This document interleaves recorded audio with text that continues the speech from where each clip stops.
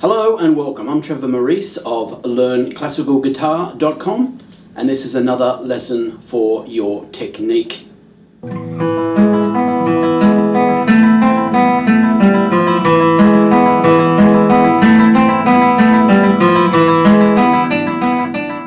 we all know that good and proper technique speeds up your development on the guitar and sets you free.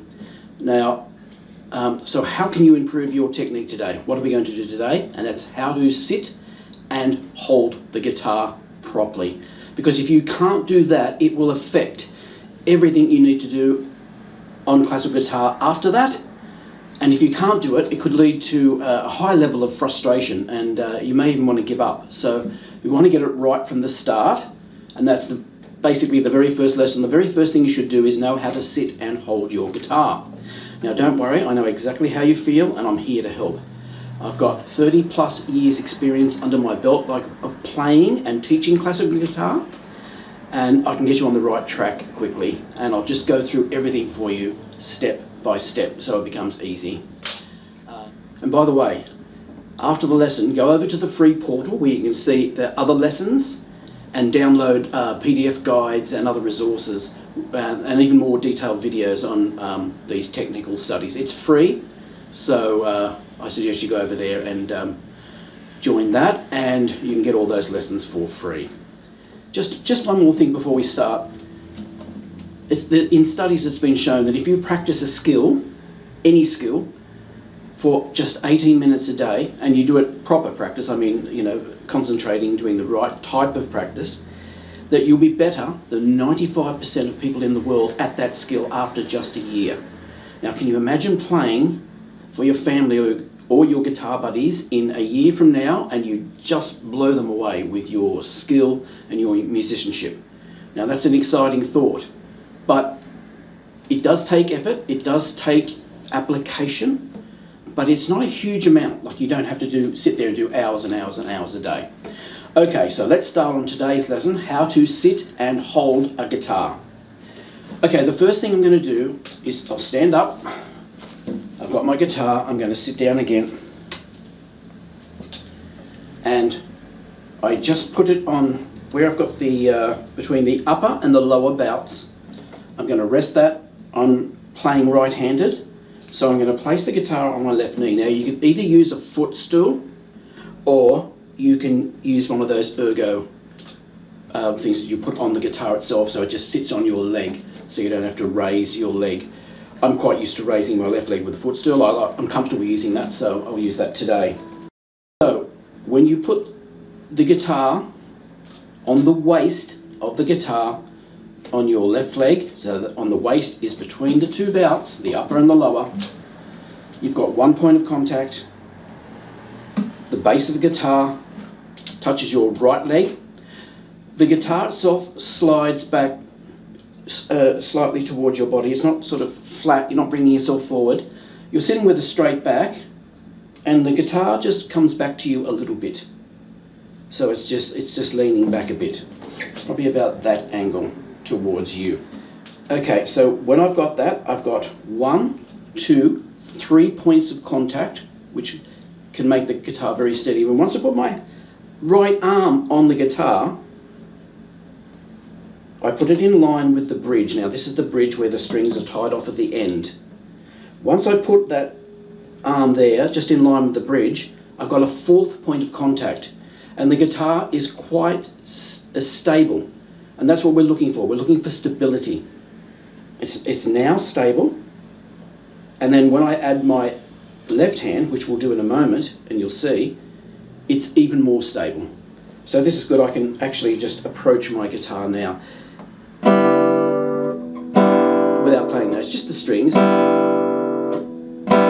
There's no movement, there's no slippage of the guitar, and you want to use a seat that hasn't got arms, and you don't want to sit on a cushion like type chair that's too like a lounge, or that it's just not, doesn't give you the proper support. I've got a small cushion on this chair, but it's just a normal armless chair. It's got a back, but it's just armless. Okay, so there we are. Now here's a little photo. I'll just put a little photo on the screen of how my right arm should look, because when you put it on, there's a little arch that you should get in your approach to the strings. And I'll just show you that picture first and then I'll tell you why. Here's the photo. Now you can see in the photo that I've got an arch. I call it, with my students here in Australia, the Sydney Harbour Bridge method, because it looks the shape of the Sydney Harbour Bridge. And that's how they always remembered it, very, very easy. Now, if you don't have that arch, the tendency is, if your hand is too flat, the tendency is to pull the strings out because you're not approaching it on the right angle, and you can get that horrible thwacking sound. That's not how you play the strings. In another lesson coming up soon, we'll do rest stroke and free stroke and how to approach string. But the next lesson after this actually will be how to actually play the strings in the right manner with that arch, because you need to get a very nice sound, and there's a real trick to it. We'll talk about that in the next lesson. Okay, so once we've got all that, we've got our 1, 2, 3, 4 points of contact. We go for our 5th point of contact, which is the left hand. Now we put the thumb on the back, and it's a hinge method. I call it the hinged method because your thumb goes about 2/3 of the way up and it sits behind your first finger or your second finger or in between those two. So that's on the fret there. Now, I have this little technique that we do when I first start this called the hinge technique, where I bend my wrist. I've got my fingers on the first E string there, and then I bend my wrist and I hinge my thumb and I put them up the top, down the bottom, up the top, down the bottom. That's all you need to do to move from the top to the bottom of the guitar on the neck. It's just that small bending of the left wrist, or right wrist if you're right-handed, if you're left-handed, sorry, and then I can reach anything there. Now the angles also, as well, to get these angles right, you need the headstock, which is here, to be in line with your eyes. That will give you an angle of the guitar of 45 degrees or so to the ground. That is the correct technique.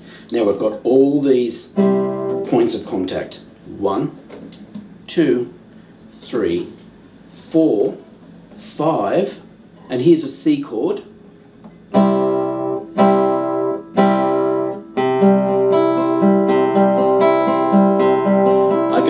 I can see, when I turn my head, I can see my left hand, because the guitar's tilted back slightly. I can see my right hand, I can see what it's doing. And everything is nice and clear. So that's the way to sit and hold the guitar. Don't forget to go over to the free portal, where there are many more lessons for you to delve into. There are downloadable PDFs. These are all free. There are more instructional videos and even pieces to play that will really teach you how to implement the lessons. So everything that you're going to learn in each lesson, there'll be a little activity to go with it.